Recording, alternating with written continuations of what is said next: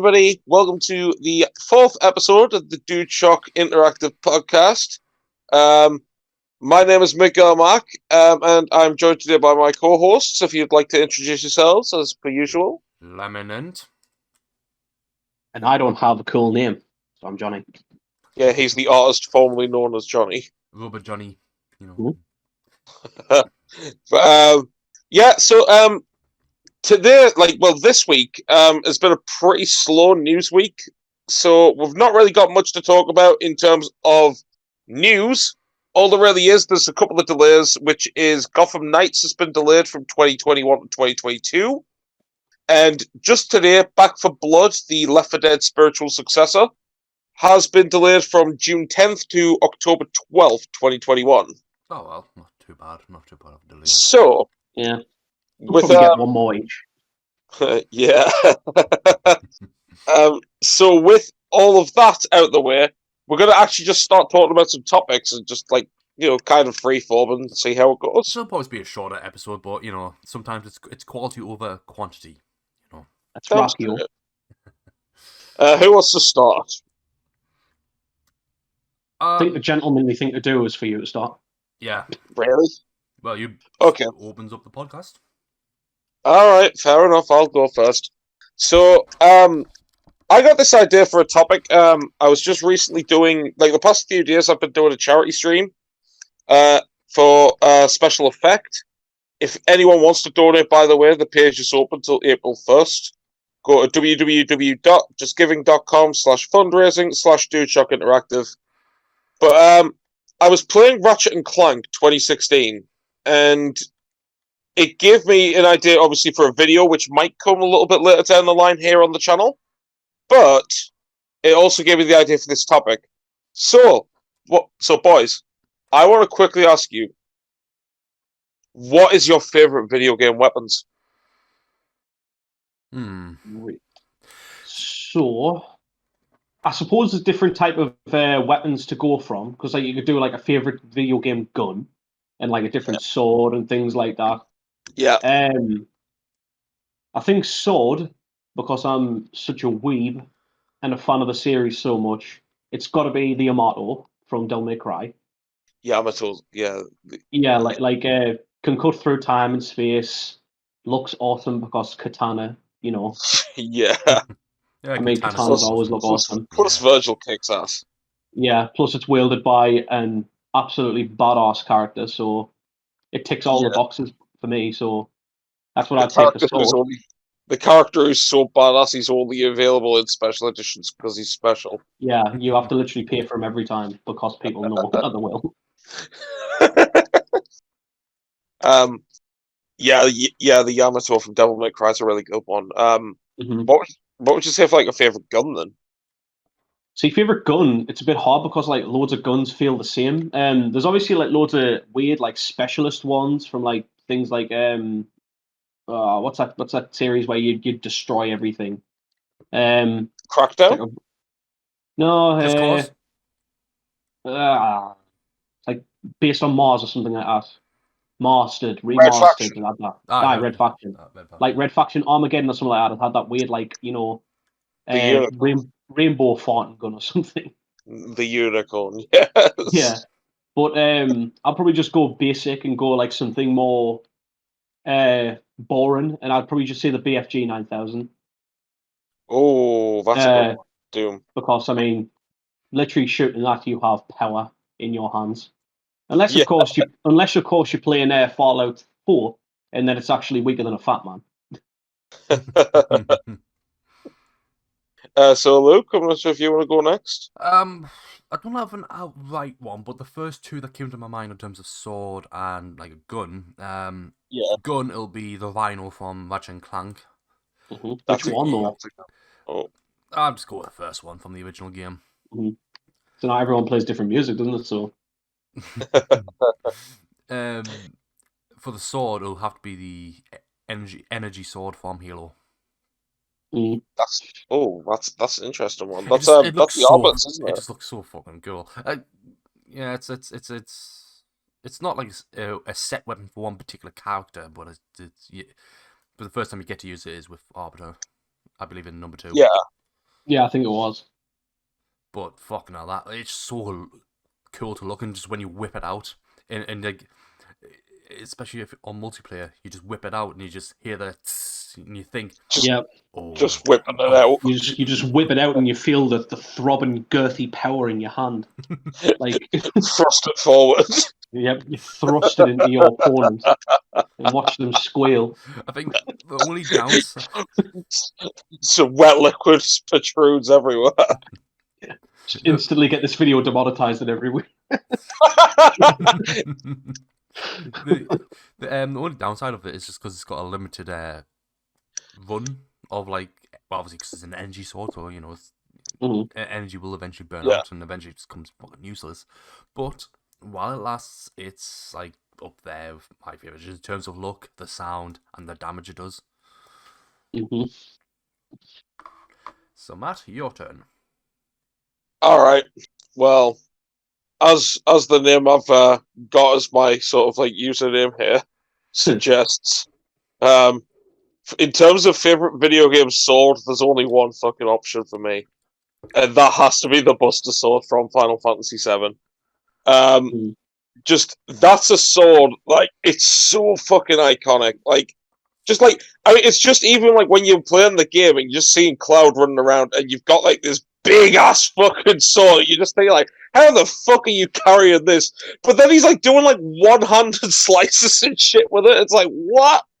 I mean, I've held a Buster Sword in my hands, a real one. It's fucking heavy, dude. Yeah, no, you nearly dropped it twice. I nearly hit someone with it as well. Yeah, you nearly bonked someone on the head and you nearly dropped it. So if you bonked someone and all of a sudden there's just a little crowd of silence of, I think Matt should just go. Da, da, da, da, da, da, da, da. Yeah, you just see like damage numbers appear above them. Just keep like doing the swing of the sword and nearly hitting someone else. No, you knock someone, you throw the sword up in the air, it bashes off of like some fucking prop from another gaming stand, and it drops onto. Sam's an Arif cosplayer. Oh god! I think I can think of some like honorable mention, like swords and like weapons and stuff like that I'd probably think of as well. Well, we can always do that when I finish up. Yeah. But yeah. So like, I have to go with the Buster Sword. It's just absolutely amazing weapon. In terms of guns, see, like I've got honorable mentions and stuff as well. But for me, one of my favorite guns, believe it or not, is from Sunset Overdrive. I don't know if I remember the guns from that. And it's a gun called the TN Teddy. And essentially what it is, it's like a shotgun with like a little satellite dish at the end, and you shoot teddy bears out which explode. I love that shit. Like, Insomniac games to me have always been like the pioneers of very fucking creative weapons. And I love that so much about them. In fact, so much so, I also have to mention a specialist weapon. And it's from a series that Luke has mentioned. And it's from the same developers. No, I've got to go Ratchet and Clank. Wait, do you? I do definitely know what it is. And I've got to go with the Groovatron. Yep. Exactly what the Groovatron is just absolutely fucking incredible. To be fair, the Groovatron was my favourite part about Cracking Time. And Guild of Destruction. I've never played it in 2016 as well.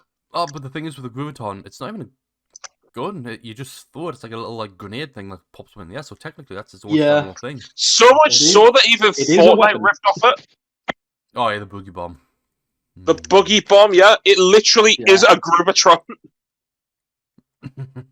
I just have to appreciate the fact though that pretty much every enemy in the entire game has its own dance animation.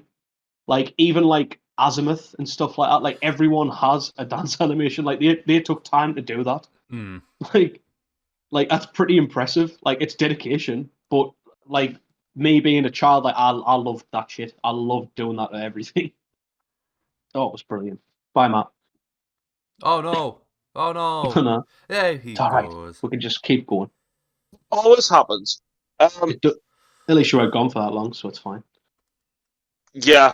But yeah, like I said, yeah, like every enemy in the game has like their own like distinct little dance as well. All of it, Mhm. when I was doing the charity stream, I actually was messing around with the Groovatron, and it was the boss. You know where you're on where you've got like I forgot what it is, but it's like you're on like a fucking like a space station. I think I know which one you mean. Where you fly around Yeah. it and stuff like that. Yeah, that one. So I'm on there, and I threw the Groovatron, and you just see like this gigantic dinosaur like alien doing like a fucking moonwalk and like doing like floor spins and shit. Like that's amazing. I loved making like everyone dance, like the Valkyries, Azimuth, and like Cracking Time. I honestly can't even remember the Hey, group how in you doing? 2016. I really can't. Yeah, you get that. You can get it very early on. To be fair. Yeah, I really don't remember it in that. In Tools of Destruction, the first one of the HD games, it was like the first like gadget you can buy that isn't like a straight up like gun or whatever. So it's like one of the first things you can get, and my god, the thing is though, it's so overly powered. You could just like it's because anyone dances to it, so it's not like it's everyone dances exactly. So it's like, probably the most overpowered like gadget there is. Yeah, you can just stun them and then just like keep. It's like a stun that works on everyone. That you can just use to like blast into them afterwards. Like overpowered. I think in 2016 there actually was a trophy in the game to make every single enemy dance to the Groovatron. Yeah, I think it was. I think there was. Yeah. When I think about it. Yeah, I'm pretty certain there was. Mm-hmm. But I know. If you want to name a few honorable mentions, I mean, I could even start like Mr. Zircon. Oh, I love him. Oh yeah, Mr. Zircon. I mean, pretty much anything from Ratchet and Clank in general. Yeah, anything from Ratchet. Like the Pixelizer was awesome. The Sheepinator. Yeah, the Crotchetizer, even though you could never use that. It was the bouncer was really cool. Oh, the bouncer is like my favorite weapon apart from the vinyl, because the bouncer is what helps me beat Dr. Nefarious in the third game, because it is so dirty, overly powered. Because obviously it really is. If you hit the like head-on impact with Dr. Nefarious, it takes a lot of health, and then all of a sudden, obviously this is after it's fully upgraded, and then obviously the shrapnel little like bombs, it just all little shrapnel bounces and stuff. Yeah, it just destroys them, and it's like it is generally one of the most overpowered weapons in my opinion, apart from the vinyl, which is dirty. It's dirty. No wonder it's like most of the time you can only use it is after you completed the game. Yeah. Like any other type of like guns and stuff like that. I mean, Lara Croft's dual pistols to me as well, like are really iconic. They're not special in any way really, but I'll probably go the Samurai Edge from Resident Evil. Yeah, Samurai Edge is a good one. It's like the only gun I'd actually want to own a replica of. What about Ebony and Ivory? Yeah, Ebony and Ivory are pretty good. Yeah, actually, Ebony and Ivory. Even though I didn't really like the way they look, they're a bit too big for me. But yeah. What about you, Luke? Any honorable mentions? Well, I'm gonna try and exclude Ratchet and Clank out of it because that list is. Oh yeah, actually, I do have one. The dildo bat from Saints Row. The penetrator. It's just like even melee weapons. Oh, there's loads of good ones. Like I've got two of them on my friggin' wall: the Keyblade, the Master Blade, Master Sword. Keyblade, Master Sword. The Rebellion from Dante, like Dante's Rebellion, which is another one I want to get. The Soul Reaver from Legacy of Kain. Yeah. There's too many. There's so many good video game weapons out there. Mm-hmm. For all you PC fans as well, Gordon Freeman's crowbar. Yeah. Nah, fuck Gordon Freeman's crowbar, bro. I have the wrench from BioShock.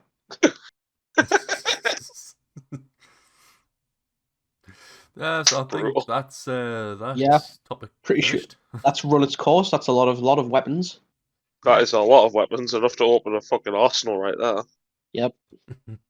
So which one we're going to move on to next? So that was Matt. Well, you So, Well, you spoke.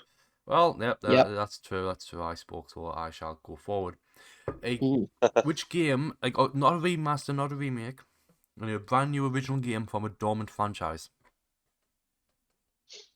Dormant So essentially, franchise. a game from a franchise that has not, let's just say, from 10 plus years.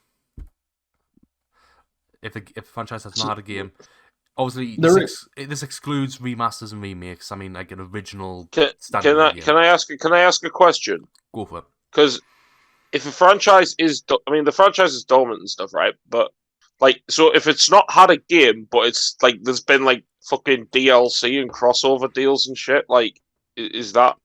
No, it has to be its own standalone original game. Like, Okay, I already know exactly what I'm going with. go. Mm-hmm. Now, I've been begging for this fucking thing to happen for years. Okay, and it has to happen at some point, and I want it to happen. Silent Hill. Mm. Silent Hill needs to come back. Like Book of Memories. Book of Memories.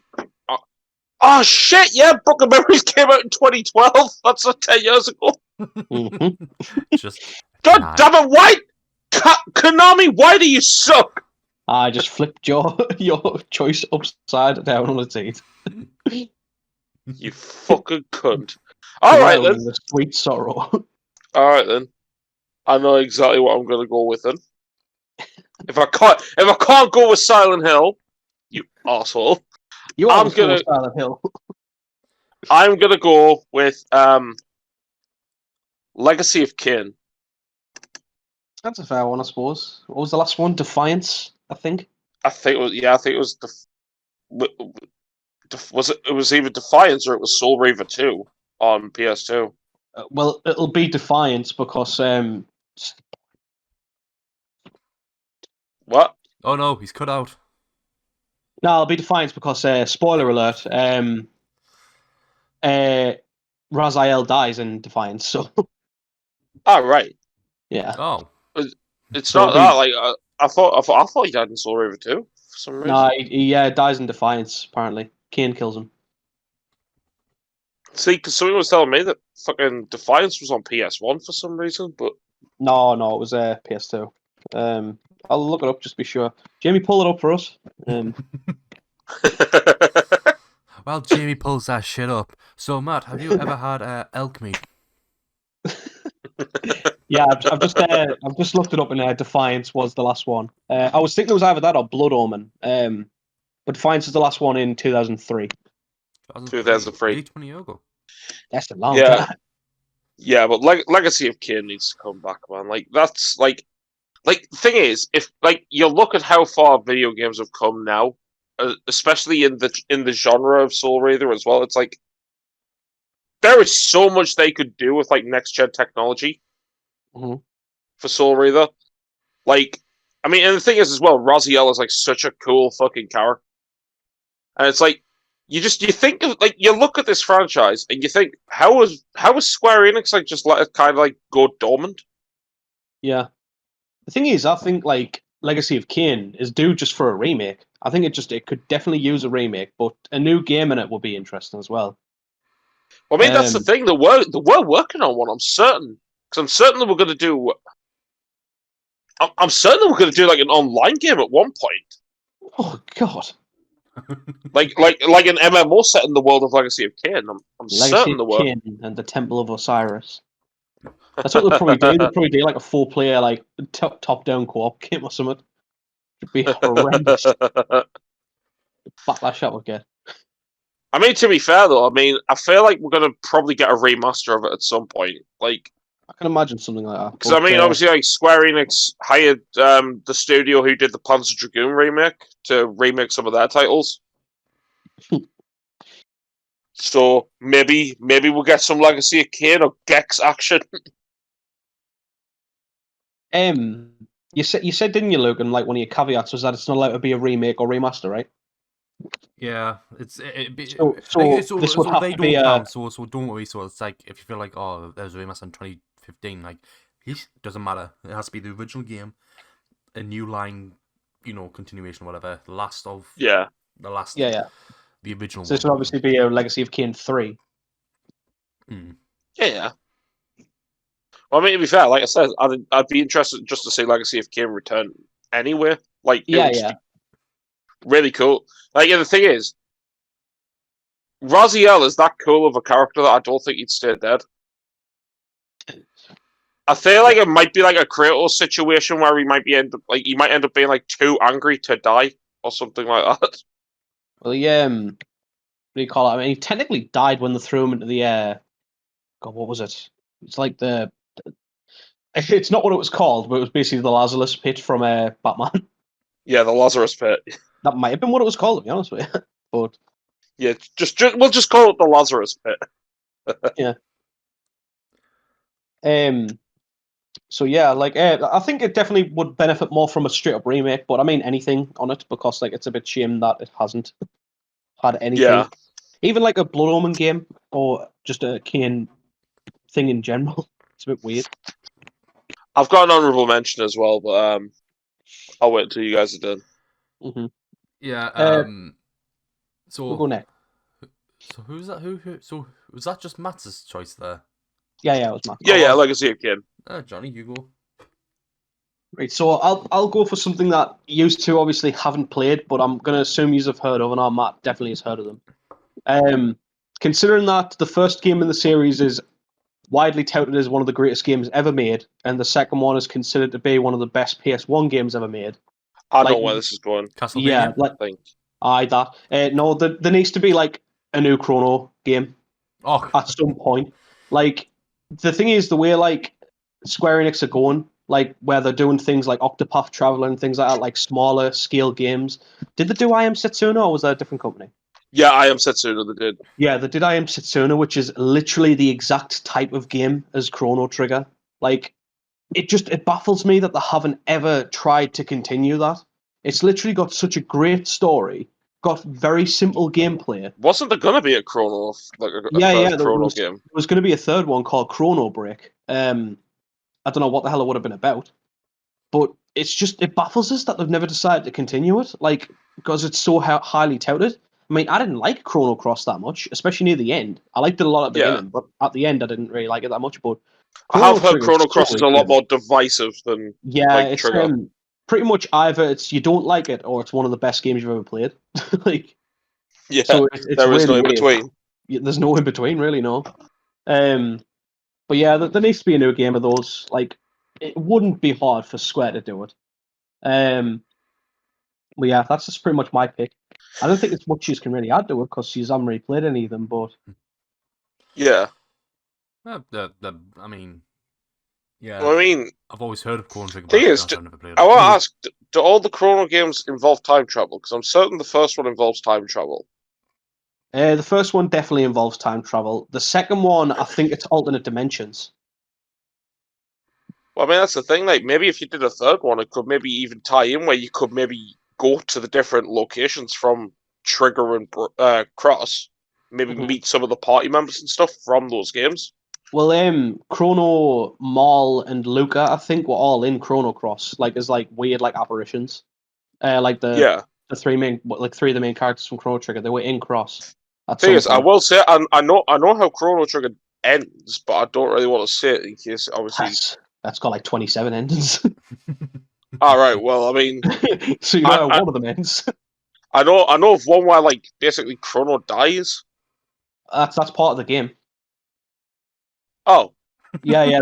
That's just a regular part of the game. Like if you're playing the story, he dies at some point. I thought it was the end. No. Yeah, he dies at some point, and you've got to basically go back in time and get like a weird like life-size replica of him to replace him dying at that point or something. Yeah. It's weird. I know I've heard Frog's like one of the best characters though. Yeah, Frog is amazing.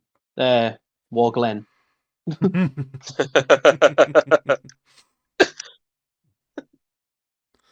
Yeah, definitely a new Chrono game. That's what I'd say.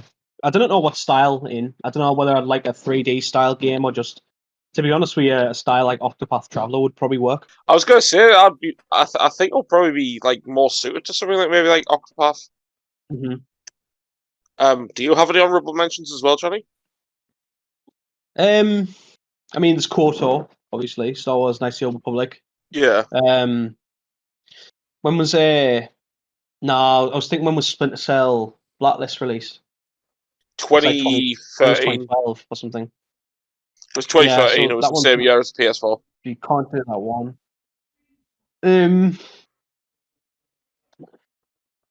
Not really. No, Dark Cloud. Dark Cloud. There you go. I'll tell you what. I'll quickly get my honourable mention out of the way if you're okay with that, though. Oh yeah, sure. Then that way. So I love this game for its art style. I love its music, and I just love the character. And I want to see more of it. I'm gonna go Okami. Oh, not Yeah, that's a good one. The last release was Okami Den. Yeah, I'd love to see like fucking more of that world, like more of that, like more of Amaterasu. Like I just like, and the thing is as well, a lot of the team behind Okami have expressed interest in wanting to go back and do a sequel. Like the smiley happy lady from fucking yeah that one. She even said that she wanted to go back to Capcom and do it. I'm sure Kamiya said he wanted to do it as well. Well, see, the thing is, like, I can only imagine, like, I mean, that game's gorgeous even nowadays. Like, just because Yeah, exactly. arty styles like that just last forever, pretty much. Exactly, like Okami holds up really well to like this day. That's one of the reasons I love cel shaded games. Like even Wind Waker these days looks incredible. Oh yeah, Wind Waker looks fantastic. But like I can only imagine them doing a fully dedicated cel shaded game on like like a Switch. I mean a Switch Pro. I'd like to hope, or a PS5, or something like that. Yeah. I mean I don't know why. Part of us thinks that if they were to make an Okami 2, it would probably be on Switch. I don't know why. That's just what I think. Imagine, right? An Okami 2, right? On the PS5 and the Switch and even the Xbox. Well, throw them a bone. But have it where it's still cel shaded and stuff like that, but done on RE Engine as well. Like, imagine that you could have like a realistic sort of thing with a cel shading sort of thing over it. Well, see, I was thinking I mean, the RE Engine and stuff like that. Like, I don't even notice it is the RE Engine unless they're doing like really realistic looking graphics. So, well, I mean, Monster Hunter Rise is RE Engine. Yeah, so like I wouldn't really notice that unless I played the game, I guess. But yeah, the main thing I notice from RE Engine is the facial expressions and stuff. So yeah, I don't know. So I know the two recent games on the Switch that they've done, well, 3, all use the RE Engine. Like the Capcom Arcade Stadium does for like the arcade machines and stuff. I know Ghosts and Goblins uses it. And I think that's the one that I point out mainly. Like I mean, RE Engine, where's that going to show up? There's a bit where you see like hands like unrolling the scroll and stuff like that, and the hands look like incredibly detailed and shit. Yeah. So it's essentially like if you like had Ethan Winters on the Switch. And I know they are using it in Monster Hunter Rise. They're like using some sort of like optimized version of the RE Engine for the Switch. I'll see it when I eventually play it. God, yeah. Honorable mention though. Yeah, I'm gonna go Okami. Yeah, I think to be honest, imagine that for like all like up to date graphics with the cells like the same 60 FPS Okami on a 4K Ultra HD TV. Just the cherry blossoms of the It would basically be a modern day Zelda game that actually feels like a Zelda game. Yeah, one that's actually good. Yeah, don't piss off the Zelda fans. Christ. Don't want to drop our Metacritic score by 1. Look, I'm just saying. Yeah, I'm going to rate it 7.5. Just saying. I forgot the name of it. What was the name of the crap one? Breath of the Wild. I love how I just had to say the crap one and you knew exactly what I'm saying. I'm sorry, but no. That game's just got way too much love than it really should have. Like, it really did. It doesn't look anything special, and I don't play the reason it got games, so my opinion won't really hold. But you two do, So the reason it got so much love is because it changed up the way Zelda games played. It wasn't a Zelda game. That's the best way to Exactly. describe it. Exactly. That's why people were praising it, but like that's kind of why we dislike it. Yeah, I love Zelda games. Like I've got a Zelda wallet, I've got a Zelda tattoo, I've got a Master Sword, I've got tons of Zelda memorabilia. Like I'm a huge Zelda fan. Like I love the games, like, but that is not a Zelda game. It never will be. And I hope that Breath of the Wild 2 addresses every single problem that I have about it, which I think it might. So on to me now. Yes, on to you. To you too. So technically, I've got one that's a bit, because obviously I made the rules and I ain't bending them. But Thomas. Fuck off! No, I'm not. Like I said, I'm not bending them. I just want to kind of address something here. Okay. I've got one that's technically dormant because it technically did have. Right, I'm gonna say it. Monday. I know which one you got. Oh. What did you think? I thought you were gonna say like I'm bending my rules because like obviously I said remasters don't count, so like I'm gonna go Burnout. That's what I thought you were gonna go with. Nah. Oh, Mod Nation Races. That's an interesting one. I really like that. But there's a problem. So obviously the main game. There was a one on the Vita. Yep, 2012.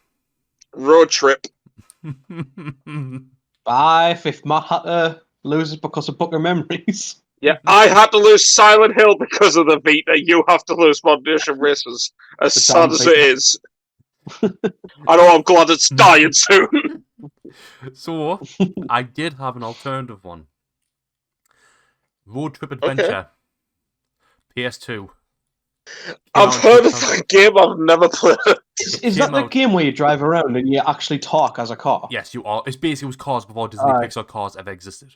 I actually remember playing that game. It's one of the few actual car games I've played. It was so fun. I think it's one of those games where when I go back, it's like you look at the open world when you drive as a car. It's so barren and empty, apart from when you go to the actual major cities. But it's so beautiful to drive in. It's like you can just spend hours just driving in the game because there's such a vast different landscapes and stuff. So you can go from like a nice bright summery fields, and then you go to like somewhere that's like replicating the desert, like somewhat like a Las Vegas-esque kind of place. Wait, 2 seconds. So you said it was like an open world. It is an open world game, yes. Yeah, it is. That's pretty incredible. That if it was an open world game on like the PS2. Came out in 2002. Yeah, I remember being pretty big as well. It's a huge open world for like. Yeah. Like I said, that's pretty impressive for PS2, especially like because I mean, from my memory, I mean, all I remember is like open world games didn't really start to become a thing until like PS3.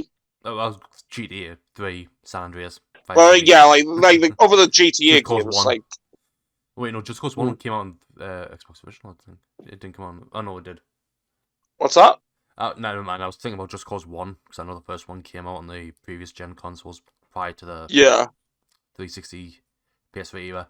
But anyways, yes, with Road Trip Adventure, because I'm pretty sure there were like some sequel games, but they were like for the like Game Boy Advance or some shit like that. So it's kind of like one of those very, very niche games that will never be made, like get a sequel.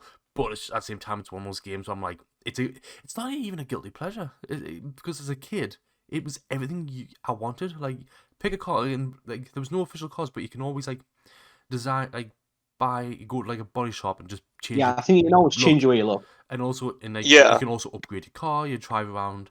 Essentially, the whole purpose of the game is you go to each major city. Like you drive to, you go along the bridge and there's like little collectibles and stuff like taking pictures at like certain like scenery and like fill up a picture book and shit like that. There's also you can also drive into the water and get stuck there for the rest of your eternity. I've done that loads, and so you essentially the president, which is a car, of course, it's basically goes, oh. Fuck this, I'm retiring. So it should have been the President Air Force One. That's a plane, not a car. That's the sequel that Luke's talking about. All right. I'm not even going to say what I was going to say afterwards. So essentially goes, fuck this, I'm retiring. So instead, obviously, as the president, which is with the opening thing, it's emulating that of the the United States president kind of thing. So like this, it's like the art, like all the how do I say it? Like the back, like I don't know. It's like replicating the White House shit like that. I don't know. You can tell it's Americanized, like the president's supposed to be replicating an American one. And and so obviously you think with the land of the free they'll be having a democratic election. No, his idea of electing a new president is let's have a big tournament of races, and the winner becomes the new president. Seeing how aren't they doing this in real life? I'd love a foot race for the new president. It just becomes like a fucking sequel to Rat Race. But the thing is, though, you're not allowed to actually get a racer, like a runner to be in the presidency candidacy. I want it to be old people that run. So then it's even more funny. Like Joe Biden's age. Yeah. Like I want people like Joe Biden to actually have to run like a 500 meter. Oh no! So like how in America how they have like different areas, like obviously they've got like different states and have like representatives of those states.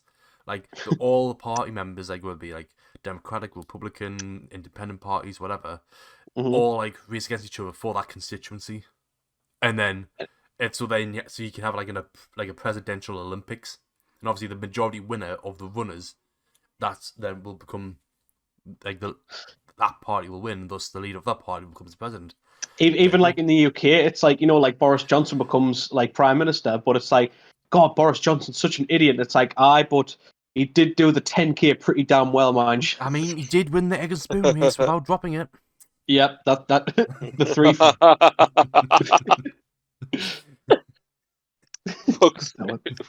But yeah, with Road Trip Adventure, that's a bit of a quite a contrast. It's a proper obscure one, and it'll probably never happen. But it was good. Like it was brought onto. Well, you can say that, mate. It'll never happen, but you forget the THQ Nordic exist.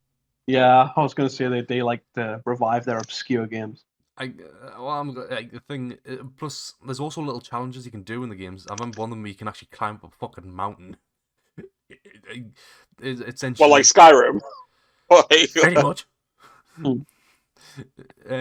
But like in general, it's like I don't know how to explain it, because it's like normally with open world games, a lot of them are empty as fuck, or like they just fill up with random shit to hide the fact that it's empty as fuck, i.e. any Ubisoft open world game these days. Radio towers. Pretty much. But I don't know, it was very soothing and peaceful just to drive. So like, also that's another thing. It had day and night dynamics as well. so you can drive, so you can go on like essentially a road trip, hence the title, around the entire world, and it'll just be like a nice day and night cycle as you just drive through like different areas. Route 66. Pretty much, but because it's not like there's no official. It's not like officially America or anything like that. It's just basically a world, and it's just a president, and each major city is like heavily inspired because obviously you have the starting little town you're in, and then the first major city you get to is like based off feudal Japan. It's got like it's definitely got like Japanese inspired, and then the next one after that's like a Las Vegas inspired looking town. Then you can pretty cool. Then you go continuously driving, and then you eventually go to like the mountains with snowy mountains and stuff. Luke, it's a wide variety world, and it's fucking brilliant. Like it deserves more love. Just from this game, like the way you've described this game, I think when I actually start collecting PS2 games again, I think I might actually genuinely pick that up just to try it. I still have the copy of the game. I genuinely think I'll pick that up. Give it a try. It's dirt cheap, I'm pretty sure. It's not like I'm pretty sure it is. See, for some reason, I thought it was actually pretty expensive. Like, it must be just another way, like card game, car game thing. I'll just double check to make sure. Road Trip. That's what I'm doing now on Amazon. 24. Just saying as well. Wait, no. Used and new offers $335. I saw. That's reasonable. That's reasonable. You can just legit burn hours on that game. Honorable mentions. Any honorable mentions first? I'm trying to think. I mean, I don't play this game. I never played this franchise, but I feel Okay. it's popular enough in a way that it's loved by people from like a wide variety of people. Even though it's Okay. quite I feel it's a bit niche, but it's not. Def Jam. Oh, yes. Oh. Yeah, Oh, maybe we'll get it when well, Def Jam reach 2 million followers. yeah, I was going to say the lion bastards. Oh. Cunts. The thing is, like the last one released was that absolute abortion of a game, Def Jam Icon. It was awful. It was yeah. awful. No, it was Def Jam Icon, as far as I know. Like, but Yeah, the one with the fucking microphone. yeah, like the one with the microphone, where basically you had some fights in it, but it was basically about building a freaking global like rap empire and stuff, which is crap. Def Jam was never about the rap. It had rappers in it. Putting the rap in crap. Yeah, literally. Like,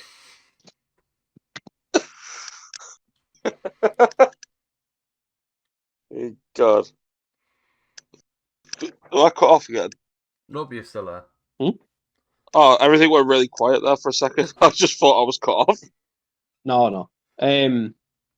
So yeah, But yeah, that's my yeah. honorable mention. Def Jam needs to happen. I'm surprised you've never played Def Jam, to be honest with you, Luke. I Like, kind of want to, but I just one of those things that just went over my head.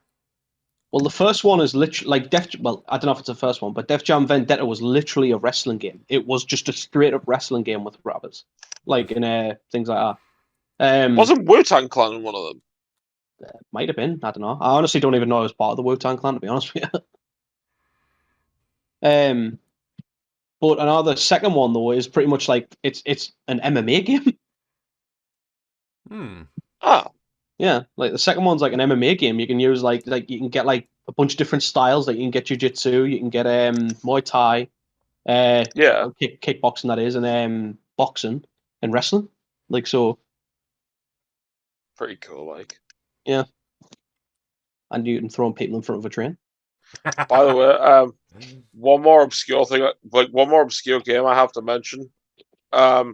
I don't want it to come back in a sense of like I want a new game. I just want a remaster of it because I want people to play it. Gregory Horror Show on PS2. Yeah, I've only seen bits of it. It doesn't look like my cup of tea. Like it looks like a weird Tim Schafer creation. It's essentially children's Resident Evil. That's the best way to sum it up. And it was made by Capcom. Tim Schafer. But yeah, that's an obscure one I'd just like to see come back. I think next topic then. Yeah, I think it will be the one that I chose. Yes, it is. So mine's really simple, to be honest with you. No padding on it or anything like that. It's just literally what is the best story you've ever played in a game. And who wants to start? I'll start. Yeah, I'll let you I'll start. straight up say Mass Effect 2. That's fair. Mass Effect 2. Because, you know, at the time, he knew how to make a sequel not only good, but also improve on it, unlike Naughty Dog. So... Hey! Fuck off! My choice is Naughty Dog. I didn't see Uncharted or, you know, anything like that. You know, you said sequel, goddammit. Yes, and when's the last time they made a sequel? Yeah, they did make a sequel recently, which yeah, is question. That was my point. But the point is, well, mine's a sequel. Yeah, I was going to say they have made, in my opinion, one of the worst sequels of all time, but they've also made one of the best sequels of all time. Yeah. But yeah, Mass Effect 2.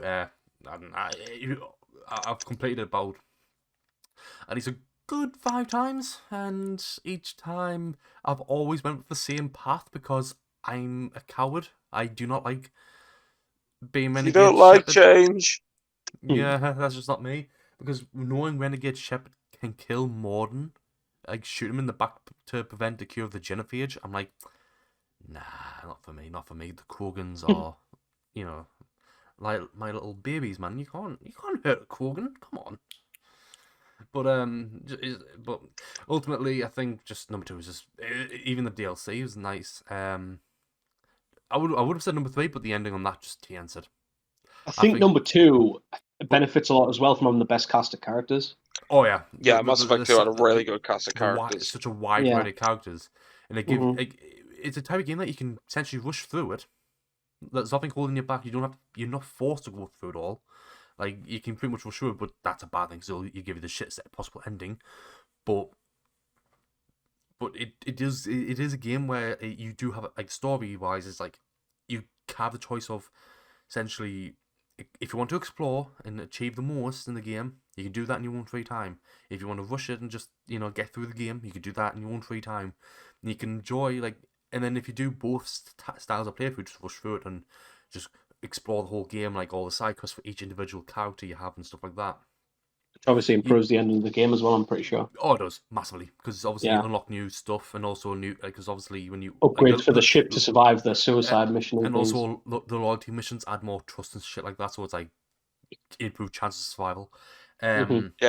So all that, it's like essentially you get two separate different stories by doing one rushing through and one kind of like just exploring the whole game. So you get essentially so much replayability through that. But I highly recommend just doing take your time with the game and just enjoy each individual character before doing a suicide mission, because because also I think Mass Effect could probably get like a kind of honorable mention as the whole trilogy as well. Yeah, exactly. Because it's all one continuous story as well. Not Andromeda. Like Mass Effect is probably the best. Except we'll skip Andromeda. We'll just cut that out. Like Mass Effect 2 is probably the best, like, out of the three individually, but like obviously you need to play a 3 for like all of them for the overarching story. Yeah. But at the same time, number 2 is like, if you're just jumping straight into the franchise, number 2 is a good place to get off, because obviously you have the comic to pick the choices for you from the first game, which is probably helpful considering the first game it has aged like a fucking avocado. It's like, you look at how to say it, like how it starts. Obviously, Shepard dies and you're revived. Spoiler. And spoilers, Luke. So he's and then you meet a new bunch of characters, and some of the main ones from the first game. Miranda. The A in Miranda stands for ass, and so you look like, obviously, like, your Andersons and stuff like that. They're there, but they're not like your main characters like they were in the first one. So Garrus has always like been one of my favorites, like supporting characters. Garrus is the one that they had to have in every game as one of your characters. Yeah, like, Garrus is that fucking good. Yeah, they couldn't not do it. Well, Tali was there, but you can't romance her in the first game because she's underage. Yeah. Even though you can romance FBI, open up. Even though you can romance Liara, even though Sari can live up to 1,000 years old. Yeah, if anything, you're underage with Liara. That's true, but what I'm saying is with Liara, she's like only 100 years old, which is like a child, and which is like a 10th. So a 10th of the lifespan. Like, so essentially, Liara's Grogu, essentially. Pretty much. Yeah. And if you look at Shepard's like human age, let's just, because obviously this is in the future with better everything, so let's just say that the humans can live up to 100 rather than 80. Shepard's probably about 40 or something like that. Like, let's just say 100, just to keep it easy. A 10th of that is only 10 years old, so you're essentially fucking a child if you pick Liara. Like, I mean, this is the story that we really wanted. Yeah, that's why I never. Nothing weird, viewers. Nothing weird. So obviously, if you always romance Liara, then you need hard drive checked. But but she's hot, so it's fine. That's just like saying, oh yeah, if you like a child, that's wrong. Yeah, but the child's hot. Mm-hmm. The judge in the court is like, he makes a fair point. It's like that Funky Boyle joke. Case dropped. It's like that Funky Boyle joke in Mock the Week, where it's like unlikely things to hear in court. It's like, but to you, my lady, that child is. I'm not even finishing that, but But another one was, oh wow, the sun is hot. Shit, here comes his dad. Frankie Boyle's a fucking a legend. Oh my god, that was amazing. No, heard that before. Oh god, Frankie Boyle, man. Great. After that slight paedophilic comment, like anyone that- else? Who's next? I'll go next. So yeah, there's so many games that I could have chosen from. And when I heard Luke, I mean, obviously, like, it kind of just popped into my head, literally moments before he said it. But the moment he mentioned about Naughty Dog and sequels, it was already there, and that's why I got a bit defensive. Uncharted 2 Among Thieves. Oh, see, I thought you were going to go with Golden Abyss. Anyway. Naughty Dog didn't do that. Was that the PS Vita one? Yeah, that was the one done by the team who did Days Gone. Ah, fair enough. But yeah, Uncharted 2 Among Thieves to me is one of the best video game stories that I've ever played in my life. It's why Uncharted 2 I regard it so fucking highly. It's why it's like in me top 10. I love everything about it. You know, it's everything you want from like, you know, kind of like a fortune hunter kind of storyline. You know, you've got the smart ass protagonist, you've got, you know, the new love interest, the old love interest. So you got that dynamic love triangle there. You've got the weird stereotype Russian bad guy. You know, you've got obviously the mystical land. You've got all the different monsters and stuff like that. It's just the dialogue in it is just brilliant. Like the way that like the dialogue in the story is fantastic. Like I mean, even like. And this is a spoiler alert, but to be fair, the game's been out since like 2010, so. But like the end bit when like Nate believes that one of his love interests has died, and then she's there and she's like, you know, oh well, you know, how scared were you that I was gonna die? And he's like, oh well, about a 4. And it's like. About a 4. It's like, no, you were crying. It's like, you were at least an 8. He's like, no, the monsters were an 8. And she's like, oh, well, what's a 10? Clowns. Like, I hate clowns. And she's like, you rank clowns over my death. He's like, well, no, of course not. I'll bump you up to a 5. It's like, you know what I mean? Like, the characters are just so goddamn charming and likable, and I love it. Like, I think it's another game. Where it's more character-driven and dialogue-driven, other than like a kind of story. Like, it's a very simple story, but like, the characters and dialogue drive it a lot more. Yeah. See, I think that's a lot of the charm with most of Naughty Dog's games.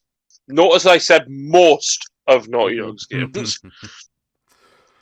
I love the dynamic between the characters, and I like how essentially, even if the story is just a bit like simplistic, it's like those characters and their interactions and the way that they like talk to each other and the way that you go on this journey with them and get involved, it makes it feel a lot grander than it is, and it makes it so much more memorable for it as well. I mean, hell, Jesus, if we're talking about stories, I mean, to be fair, technically, Uncharted 4 had the best story out of the entire series. Technically, in terms of a story standpoint, it kind of did. I'm trying to think. For me, because obviously, I mean, maybe. I'm trying to think, is 3 better? See, the reason I'm saying 4 is probably best is because it delves more into Nate's backstory. It delves more into his current situation where he's a married man who's trying to put the life behind him. You know, he gets roped back into it all. You've got all this sort of stuff, and like, you know, at the same time as well, you're also finding out like, you know, like different side character stories as well, and it's all tying in together into this one sort of like quest for pirate treasure.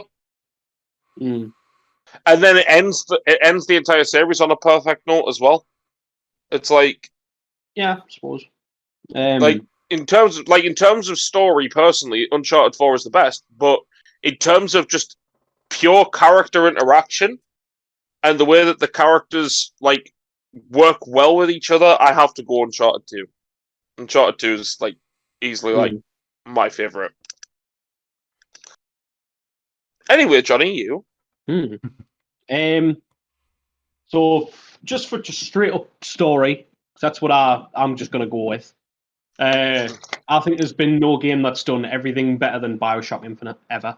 Ooh. BioShock Infinite is fantastic. That's a very good choice. I think it's impossible to do a better story than BioShock Infinite. I think the characters are amazing in it, as you said. I think the dialogue's good in it. There's a mint dynamic that loads of the best like kind of stories in games have, and that's like a two-person dynamic, like you Lee and Clementine, your Joel and Ellie, and your Elizabeth and Booker. Your Leon and Ashley. Yeah. You add time travel, or different dimensions into anything, it immediately flips it up on its head. It's just got so many twists and turns in that game in general. That final sequence as well, though. Mm-hmm. My God, like I remember, like as I was saying this to you, like last time, like first time I played that game and it got to that bit in the final section, I was gobsmacked. I couldn't believe what I was like playing at that point. Just all the way through the game, there's so many like great like story moments, like the going to a different dimension and finding out that Booker was a hero for the Vox Populi, who was like the resistance in the kind of thing, but he died. And then the person who you're trying to help in the Vox Populi wants to kill you to keep you as a martyr because you died in that universe. Things like that. Obviously, as you said, the twist ending, like which won't be spoiled, but like a twist ending, like every good story needs a good twist ending.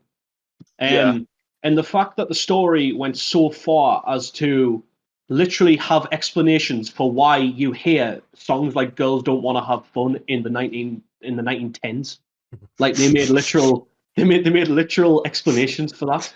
Like it's a really woven together, like perfectly told story, and it's genuinely one that like it should stick with everyone. Like I've seen so many different playthroughs of BioShock Infinite, and every single person like is pretty much either just gobsmacked or just speechless pretty much by the end of it. And it's absolutely phenomenal. And people might argue BioShock 1, and I'd immediately debunk that because BioShock 1 does not have a great story. It has a good twist, and then that's it. Yeah, it has a good twist, but BioShock Infinite is like far superior in it's terms got of one like, good twist, everything and that is else. all. The game falls apart everywhere after that. What about number 2? Number 2, it's a weird one. That, to be fair, like it's. I mean, I prefer 2, to be honest with you, compared to 1. Like, I'm going to be one of those. Yeah, no. The first time I mentioned number 2, you were like, "What's number 2?" You acted as if it never existed. I played it. I played it again. I think on PS3 when I went to platinum it, and I was thinking like, I don't know why I didn't like it that much. And then I played it. I played it a few more times. It's actually pretty good. I do actually prefer it to 1. Was it just because it's a bit of like the gameplay and everything is a bit of a contrast to 1? Oh yeah, it's a really different game. Like but just overall, like, because really I was thinking like it doesn't have much story, and it doesn't really. But when I think about it, 1 doesn't either. It just has a twist. Yeah. Like, so when you compare just gameplay, 2 is better in pretty much a lot of ways, I think. I'll be honest, the only thing I remember from BioShock 1 is the advert for it, the trailer, where it had played Under the Sea. Somewhere. That. Like, that's all I remember from it. Assuming that was in a trailer, or I was just like, Yeah, it was. I'm pretty certain it was. Because I'm sure it shows, like, it plays that song and it, like, sort of zooms through Rapture and, like, you see a bit where I think it's, like, a splicer or something is getting, like, murdered by, like, a big daddy. But another thing about, like, BioShock Infinite as well, though, is it's another one of those games where you can play it multiple times and always notice different things. Yeah. Or you can... It's like a film in that way. Like it's got loads of different, like, meanings. Like, even now, after I've played it, like, a good, like I think about 6-7 times or something like that. Like, I still have to look things up because it's so complicated. And, like, there's loads of different little details that they don't explain. Or they do explain, but they're, like, really hard to notice. Yeah. But yeah, that's definitely the best story I've ever played in a game. Like, it always will be. Nice. It's a good choice, to be fair. Very, very good choice. How much time do we? How much time do we have Dead left? on. Both? Exactly 1 hour. We have 6 seconds before we end an hour. Well, the actual recording. Alright. The actual recording says now it's 6 minutes, seconds, 7. Do you want to maybe do one more and then wrap it up? Yeah, we could just quickly smash through it. All right. Well, the final one then. And I proposed this one as well. Mm-hmm.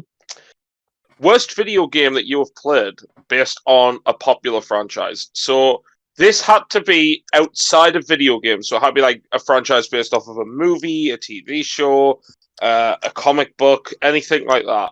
Mm-hmm. And I can start immediately if you want. Yeah. I'm going to say this, and it also will probably double as the worst game I've ever played. It's very possible. I'm going to go Kick-Ass 2. Oh, that's a good one. I actually completely forgot about that. Yeah. Kick-Ass 2 was literally one of the worst things I've ever played. Like, it had... Like, the gameplay was terrible for one thing. I'm pretty sure it crashed like about 3 times when I was playing. I had about 7 errors. Which I'll only mention, I'm pretty sure it was only about like an hour and a half to 2 hours long. Something like that. Yeah. Like, so the amount of crashes in that time. The protagonist, for some reason, sounded Pakistani, even though he's not Pakistani. And I don't get that. He's like an American kid from like Brooklyn or something. Yeah, like, I don't know how he sounded like he was from India. I didn't get that. Like, I'm pretty sure there was people popping out constantly. The gameplay was clunky. It was just... I'm sure someone T-posed at one point when I was playing it. Which I think yous were going to ask as well, what's the worst game yous have completed fully? And I'm pretty sure that would have actually been my choice as well. Funny enough, yeah. My choice for this also kind of like doubles for that as well. Yep. So technically mine's 3 in 1. So yeah, it's got to be Kick-Ass 2. I mean, the movie itself isn't great. Like, it's all right, but if you're going for actual game, like how good a game is, then that's got to be it. Yeah, Kick-Ass 2 is terrible. It's fucking actually garbage. Yeah, that if I could choose to literally take that platinum off of my list, I actually would. Do you want to go next, Luke? No, you can go first. All right. Well, as Johnny just said there, his like doubles up for worst game you've ever completed. Same here for mine, and I've had this like in my head now for like about a week, and I want to get it out, and that's why I decided to choose this topic. The Walking Dead Survival Instinct. That game was fucking terrible. Like, everything about it, like, the zombies just constantly grabbing you every 10 seconds, and, you know, you're stabbing, and you're stabbing, and you're stabbing, and it does nothing. You know, like, it looked like shit. The story was not great, considering it was supposed to sort of tell the origins of Daryl. Yeah, as well. Like, Daryl and Merle, yeah, and, like, just nothing really happens in the game. It's very boring, it's very dull. Like, everything's repetitive. It looks like the graphics on the game, right? Like, the actual, like, zombies and stuff look like they were drawn with a crayon. Like, wasn't the game released in, like, 2012 or 2013 as well? Yeah, it was, like, 2012 or 2013, because it was released on the PlayStation 3. Yeah. And the thing is, I remember at the time, I was a very big Walking Dead fan. And I was like, oh, I need to get this. Like, it looks so good. And I ran out. I think I had a really good game at the time. I can't remember what it was. Might have been Captain America, I think. I had Captain America Super Soldier. And I had 100% of that game. So I was good. This was back when I traded games. Yeah, March 2013. So I went to trade the game in to get Walking Dead for cheap at GameStation. Oh yes, and I shit you not, I wanted to take it back almost immediately to get Captain America back. Like, that game was absolutely dreadful, and the thing is, I stopped. This is the thing. I stopped playing it like halfway through. I just completely stopped it, sold the game, got it out of my life. But then, for some fucking reason, I'm a glutton for punishment, and like about 5 or so years later, I went back and bought the game again, pre-owned, to finish it. And I still wish I got my money back. It's like there was just no payoff. The idea of like the different branching roads with different directions is not really any difference other than like maybe like a few logs or a car. And there's just nothing. It was absolutely garbage. And I urge anyone, if you're a Walking Dead fan, play the Telltale games. Just stick with the Telltale games, and that's it. Do not fucking go anywhere near Survival Instinct. Well, I was trying to fit this into like your little rant, like, but I couldn't find a way to get in. Sorry. This came out literally about 6 months after the final episode of the Telltale game. I know that. So to go from that absolute masterpiece to this. Yeah. What was that? Oh yeah, that other fucking, wasn't there another fucking Walking Dead game? It was in the works from the Payday guys and it got cancelled. I just didn't look dog shit, or there was like a beta or something like that, and it was absolute dog shit. Yeah. Yeah, it didn't do well. I've heard the VR games are pretty good for it, though. I heard, wasn't the trailers actually looked really grim and gruesome, and actually this looks interesting, but then you realise it's cinematic, so it's not actually... Yeah. Yeah. That was the one... But all the one where Lass was getting attacked by bandits or thugs, whatever, and she throws one through a glass window and it gets fucking shot through the neck and everything. Yeah, that was Overkill. Thank you for mentioning that, by the way, Luke, so I just thought of another topic that I'll add another one, like, later on. You'll have to mention it to us in the group chat after we'll finish this. I will, yeah. But yeah, like, Overkill's and Walking Dead was that one. But I've heard the VR games are pretty good, but yeah, avoid Survival Instinct at all costs if you actually have a good Survival Instinct, unlike me. Yep. So for me, mine's not as... I mean, it's not like a Survival Instinct level of shit. Because bear in mind, this game, my choice is a bit... How do I say it? When I completed it, I was a kid, and it was on the PS2. So okay.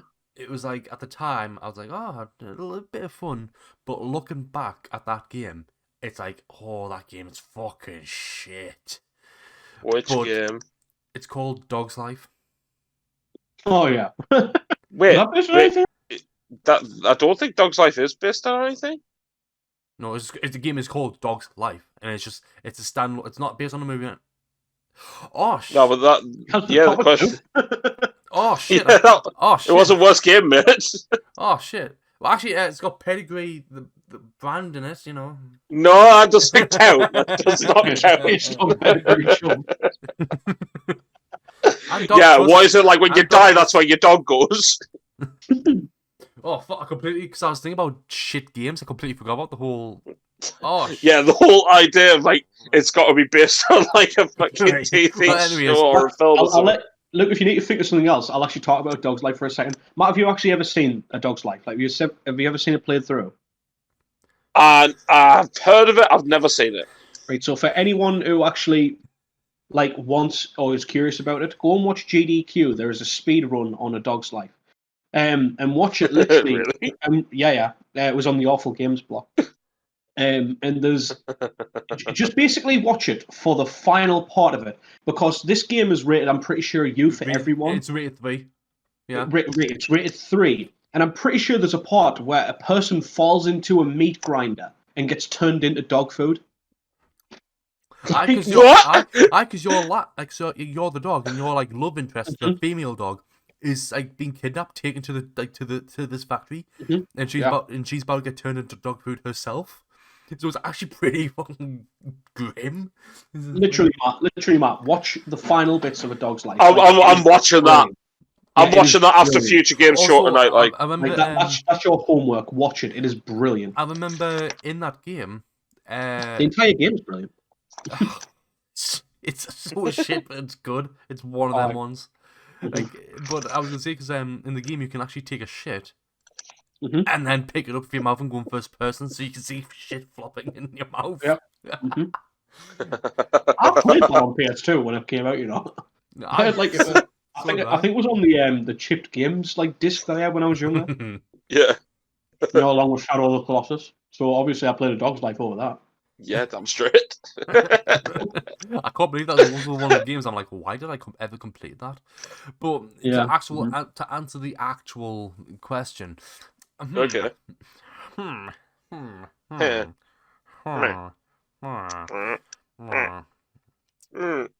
you see, because when I play a shit game, I'm like, fuck this. Yeah. I don't have a. Yeah. But You don't like that's where you finish it. In terms of worst games I've played based on a non-video game franchise, Think of a few movie games. I know Simpsons Wrestling That's fair. on PS1. Oh, that's a fair one. Mm-hmm. But I mean, to be fair, I have a soft spot for Simpsons Wrestling. Not gonna lie. It was dog shit, but I can. It was. I can see. I love Ned Flanders. Ned Flanders and the power of God. Shawn Michaels and God. I was gonna say Shawn Michaels' team with God. Didn't God have a dance off with Vince McMahon? Yeah, he had a dance off with him. His entrance was pretty cool, like. Yeah, Simpsons Wrestling was a good. I liked Simpsons Wrestling, but the thing is, as a kid, it hasn't aged well. It definitely hasn't aged well. Looking back when I play, I'm like, oh my god, it was bad. Because the thing is, I thought, I was just bad at the game. But looking back, I'm like, no, the game was just notoriously difficult. Yeah, that's why you pick Ned Flanders, mate. Like, Ned Flanders, like, just kicks the fuck out of everyone. Yeah, it's like Eddie Goro. You just Eddie Goro everyone. Plus, he's also, like, actually ripped in the show, so... Yeah. Well, everyone else wearing well, at all. Stupid sexy Flanders! Mm-hmm. But, yeah, like, I'd always pick, like, Flanders or Willie. Of course you pick Willie. Shut up. Actually, I think I'm going to try and get a tattoo of Willie at some point. Scots and other Scots! Goddamn Scots ruined Scotland! Fucking love that line. But, see, for me, the worst Simpsons game was always the Simpsons skateboarding. See, I would say like, Bart versus the Space Mutants or something, but I never played them. But I've heard they're really bad. Yeah, skateboarding was the worst one, mate. Like, you'd go to do a grind and you couldn't grind. Well, that's not good. And every thing is, though, you'd go to do a grind and you couldn't do the grind, and then every time when you'd grind and you'd fall or something like that, or every time you have like a little accident or fall off your board, so you'd hear Kent Brockman going, "Oh, the humanity," or some bullshit like that. So like Kent Brockman would constantly fucking taunt you for the game being glitched. I'm gonna add a new segment to this podcast called Johnny's Controversial Opinion. And I'm going to say that The Simpsons Hit and Run gets by on nostalgia alone, and it isn't a very good game. Shut your dirty old mouth. Yeah. Fuck you. The entire game is literally just the same exact mission, but just in a different car for the most part. In fact, some of it's not even in a different car. Like, the open world segments are boring. Like, all of the missions are pretty much just chase this person or race into a certain part, or hit the car until they drop a certain of MacGuffin item. And it's pretty much just a kind of boring game that literally you only like because you played it as a kid. The Simpsons game was really good. I do want to point out, it was basically a game for kids whose parents didn't let them play Grand Theft Auto. Yeah. Pretty much, yeah. But I enjoyed the story. I love the driving physics in the game. I still love Hit and Run. And plus I love just running over kids. Like, you can run over kids in the game. And which is always satisfying because I hate kids. I think my main problem with Simpsons Hit and Run is I kind of wish there was more open, like, on foot segments, but so much of it is to do with the driving. Like, because the on foot segments aren't too bad. Like, I mean, it's not great. I think there was a Marge segment when it was like a Halloween themed. Mm-hmm. Like, to be fair, you run around the entire town on foot. You can, but none of the missions are on foot. No, actually, no. Some of the missions you could do on foot. The problem is, though, they're on timers, and like the only way you can do them is. Well, that's actually something with every mission. Every mission's on a time. Like, but there is actually a mod. I've seen it on YouTube because it's been recommended to me a few times. But basically, someone's done Simpsons Hit and Run for PC where they've combined all of Springfield together. So all the maps you get in Simpsons Hit and Run in a different like hub world, so to speak, all combined into one big world. Like, So they create a full, like, closest replica to Springfield you can get with this. So you get loads of different areas of it. You know, while we're talking about The Simpsons, yeah. Can I just quickly mention as well? Can I also mention Simpsons as a dormant franchise? I'd like to see come back as a game. No. Mobile games. Fuck the mobile games. They don't count. The Simpsons game. That one came out 2007. 2007, yeah, and I love the Simpsons game so much. Quite an underrated game. Like fucking Grand Theft Scratchy. I never played that one. And plus, you have a dance off of God to essentially. You have a dance. Mate, honest to God, mate, if you get a chance, play the Simpsons game. There's a bit where basically they get sucked into like a video game like thing, kind of like a hub, like Wreck-It Ralph, and they have to go through like 4 different video games. One of them is called NeverQuest, which is based on EverQuest. Grand Theft Scratchy, obviously Grand Theft Auto. Surprised they didn't do Grand Theft Walrus. There's like a Japanese one which is meant to be based off of Pokemon. And then there's Medal of Homer. But then like it all leads into like this thing where like you've got to fight God. And you got to fight him at like Dance Dance Revolution. Well, I suppose you fight God in most games, so. But yeah, but like no, like you actually have like a proper like Dance Dance Revolution game with him, like Bart and Lisa. And one of the songs is Hurricane by Scorpion. It's just fucking brilliant. It's absolutely amazing. Though. It is a fucking great game. The ending is actually quite of a twist. Because it's quite a mindfuck. The way it ends is like, it's like, wait, so this has been a video game the whole time? Yeah. And then it kind of just zooms out, and it turns out it's Ralph playing the Simpsons game, and then Ralph stands up and walks up to the camera and taps on the screen going, So it's like, it was weird. It's like, essentially this whole time you're Ralph playing the game. It's a fourth wall break. It's a fucking brilliant one. But I like literally made the first level. You remember that dream where Homer goes to Candyland? Like that is the first level of the game, and one of the chocolate. Yeah, and one of the chocolate rabbits goes, "Hey, stop eating my brethren, fatso!" And so, like, you've got to chase after this stupid talking chocolate buddy, as Homer calls it, to fucking eat it. A true great quest to go on. And there was like a mission where it was like a big race where you literally just have to fucking eat and turn to a. It's like an eating race. Like Homer has to eat it. Like I think it's like. What is it, Luke? It's like food from around the world. Something like that, but like there's like multiple different stages with like different like platforming stuff involved. Yeah, because you'd have a team up in each level, apart from like the first level with Homer. Because every level, I mean, like you'd have the second level which started out with Bart only, but then like you'd team up with Homer halfway through. But then you'd have like a Homer and Bart level, then like maybe like a Marge and Lisa level, or like a Bart and Lisa, or Homer and Marge. You know what I mean? I just remember that in the game, what was it? Trying to think. I remember because the one time I played it was on the Wii. I played it on the Wii. Yeah. Yeah, I was going to say the whole game was co-op, wasn't it? I think it was on wasn't it in that weird transition where it was going from PS2 to new consoles? Yeah, because it was on PS3 as well. It's very rare on 360. Because I'm pretty sure on the PS3 the covers Homer like pushing a child out the way. Aye. Because like, because they're quite. I remember the Lord Lad fight. Yeah, like the Lord Lad boss fight was fucking brilliant in that game. But yeah, that was a great one. That one. Plus, there's a mission where you're sent to save Lenny and Carl because they're like stuck on like some shit like wood chipping thing. They were like trapped on there. Oh yeah, there was one. So you had to like stop all the machines and stuff for them not to get butchered, essentially. Yeah, because that's the way you use Lisa's butter power, isn't it? Yeah, because it's Lisa and Bart, that one.